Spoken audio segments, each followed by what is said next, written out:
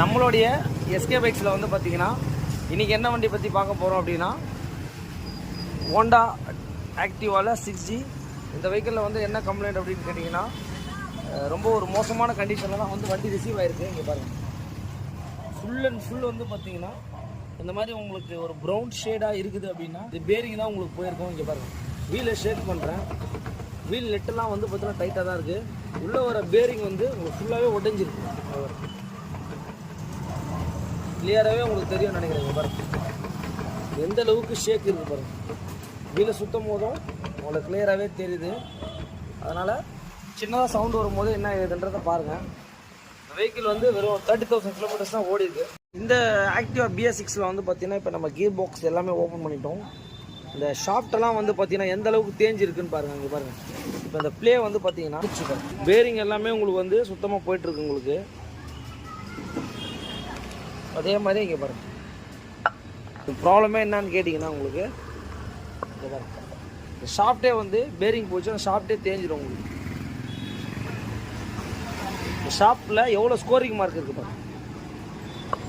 இப்படி தான் வந்து வெஹிக்கிளில் உங்களுக்கு உட்காரும். உங்களுக்கு இங்கே பாருங்கள், ப்ளே பாருங்கள்.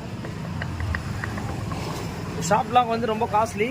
அந்த பேரிங் தான் வந்து பார்த்தீங்கன்னா அந்த பேரிங் போயிடுச்சு. பேரிங் மட்டும் மாற்றினீங்கன்னா இந்த ஷாப்லாம் மாற்ற வேண்டிய அவசியம் இல்லை. இப்போ அதை நம்ம பார்க்காதனால என்ன ஆகி போச்சு, அப்படியே ஓட்டினதால இந்த ஷாப்பில் வந்து பார்த்தீங்கன்னா நல்லாவே உங்களுக்கு லேக் இருக்குது. இங்கே பாருங்கள்,